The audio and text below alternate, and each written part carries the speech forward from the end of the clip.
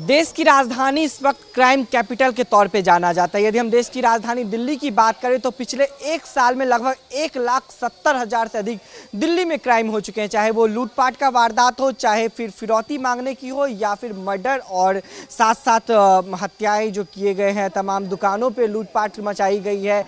सड़कों पे आमतौर पे देखा गया है किस तरह से दिन दहाड़े मौत की जाती है, मर्डर किया जाता है, लोगों के घरों में लूटपाट मचाया जाता है। लेकिन यदि मैं आंकड़ों की बात करूं तो पूरे एक साल में लगभग 1,74,253 ये ऑन रिकॉर्ड ऐसे मामले हैं जिनकी एफआईआर दर्ज करवाई गई। लेकिन ऐसे कई मामले होते हैं जो थाने तक पहुंचते भी नहीं है। लोगों से बातचीत करेंगे क्योंकि देश की राजधानी दिल्ली में आप लोग रह रहे हो। सुरक्षा को लेकर के लगातार बातें कही जाती है, दावे भी किए जाते हैं, लेकिन क्राइम के तौर पे देखा जाए तो दिल्ली में सबसे अधिक क्राइम हो रहा है। क्या कुछ कहेंगे? सर ऐसा है, मैं श्रीपाल सिंह वर्मा, SBS कॉलोनी, इसलिए कि बीजेपी के हाथ में हमने इन्होंने कर रखा है कि बेटी पढ़ाओ बेटी बचाओ।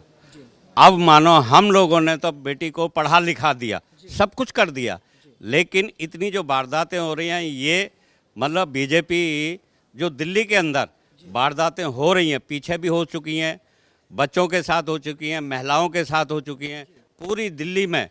और इनकी हाथ में पुलिस है तो लेकिन क्यों चुप है? पुलिस क्या कर रही है? ये हर एरिया में वारदातें, जेब कतरे ये होती हैं, छीना झपटी, चैन वगैरह। अब ये जिम्मेवार कौन है? आपने कहा कि केंद्र सरकार पे आपने सीधे से निशाना साधा है। क्या केंद्र सरकार ही इसकी जिम्मेवार है? राज्य सरकार का कोई इसमें नहीं है? इसमें सर राज्य सरकार के हाथ में कोई नहीं है, ये केंद्र के हाथ में है, बीजेपी के हाथ में है। ये मोदी जी और योगी जी और अमित शाह जी और भी बहुत हैं, संसद भी हैं, हमारे यहाँ के संसद भी हैं, मनोज तिवारी जी हैं, वो आज तक हमने देखा ही नहीं उन्हें। विधायक जी हैं, आज तक देखा ही नहीं।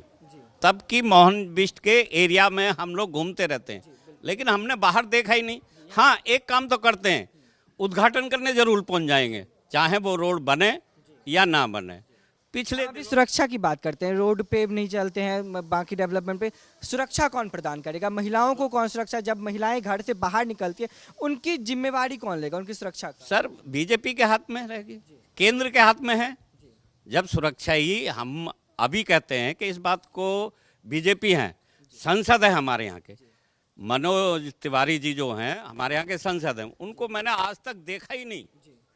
यहाँ और भी लोग हैं, इनसे भी जानेंगे। देश की राजधानी इस वक्त क्राइम कैपिटल के तौर पे जाना जाता है। दिल्ली में आए दिन क्राइम बढ़ते ही जा रहा है, जिम्मेवार कौन है? आपको क्या लगता है? देखिए, दिल्ली जो है वो किसके पूर्णतः राज्य तो है नहीं, केंद्र शासित है, तो स्वतः ये संज्ञान केंद्र के आते हैं, गृह मंत्री के अंदर आते हैं, अमित शाह फेल्योर है। लेकिन केंद्र सरकार का ये राज्य सरकार पे आरोप है कि रोहिंग्याओं को बसाया जा रहा है, जिसके वजह से दिल्ली में क्राइम बढ़ रहा है। क्या आपको भी लग रहा है कि रोहिंग्याओं को बताइए कि रोहिंग्या को बसाने का यदि कोई बाहर से आके यहाँ बस रहा है तो हमारे IB क्या कर रही है, रॉ क्या कर रही है, इंटेलिजेंस ब्यूरो क्या कर रही है, बसाता कौन है? गृह मंत्री क्या क्या करे, गृह मंत्रालय क्या कर रही है? ये तो शर्म की बात है, ऐसा क्वेश्चन तो उठना ही नहीं चाहिए कि रोहिंग्या कौन। ये सब रूढ़िवादी विचारधाराओं के लोग हैं। इन भारतीय जनता पार्टी का इतिहास पढ़ लीजिए आप, 1915 से एक रूढ़िवादी लोग हैं। इनको भ्रम फैलाना है, झूठ बोलना है, जुमलेबाजी करनी है, इनको कुछ करना धरना आता नहीं। इनका हाथ पड़ी है 1915 से। क्राइम कैसे रुकेगा? खास करके यदि महिलाओं की बात करें तो सभी पार्टी महिला सशक्तिकरण की बात करती है, महिलाओं के लिए बड़े बड़े वादे भी किए जाते हैं, दावे भी किए जाते हैं। लेकिन क्या आज दिल्ली, देश की राजधानी दिल्ली की बात करें तो रात को यदि महिलाएं घर से बाहर निकल, क्या वो अपने आप को सुरक्षित महसूस करती हैं? बिल्कुल सुरक्षित महसूस करती। गृह मंत्री क्या कर रहे हैं जी, गृह मंत्रालय क्या कर रहा है, हमारा पुलिस महकमा क्या कर रहा है, देखना चाहिए ना उनको। दे दीजिए ना इनके अंदर, केजरीवाल के अंदर दे दीजिए पुलिस, देखते हैं फिर। केजरीवाल को पुलिस दे देंगे तो क्राइम रुकेगा? ऐसे तो मैं सच बोलने वाला आदमी संभव नहीं है, लेकिन आप दे दीजिए, कोशिश किया जाएगा। कोशिश किया जाएगा। यहाँ पे कुछ और भी लोग हैं, इन लोगों से हम जानने की कोशिश करेंगे, क्योंकि क्राइम को लेकर के लगातार देश की राजधानी में सियासत देखा जाता है, आरोप और प्रत्यारोप लगातार लगाए जाते हैं। केजरीवाल बोलते हैं कि हमारे पास पुलिस नहीं है, केंद्र बोलती है हमारे पास पुलिस है, लेकिन रोहिंग्याओं को बसाया जा रहा है। इस आरोप और प्रत्यारोप के बीच में देश की राजधानी की जनता का कौन सुरक्षा करेगा? केंद्र सरकार जिम्मेदार है, कानून व्यवस्था के लिए पूरी तरीके से केंद्र सरकार सुरक्षा है।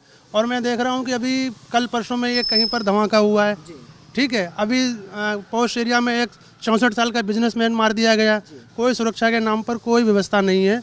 दिल्ली पुलिस जो है अमित शाह के हाथों में है और बिल्कुल जो है न्यूट्रल है। रुकेगा कैसे क्राइम? सबसे बड़ा सवाल महिलाओं को लेकर के यदि बात करें, दिन दहाड़े देखा जाता है कहीं पे मर्डर हो जाता है, छीना झपटी हो जाता है, दुकानों में घुस के लूटपाट हो जाता है, रात के अंधेरे में फिर क्या माहौल होंगे? देखो मेरी ये थिंकिंग है कि पुलिस जो है वो सेंट्रल गवर्नमेंट के अंडर में आती है, तो अमित शाह के अंडर में तो बहुत सारी चीज़ें हैं, वो इसमें असफल हैं।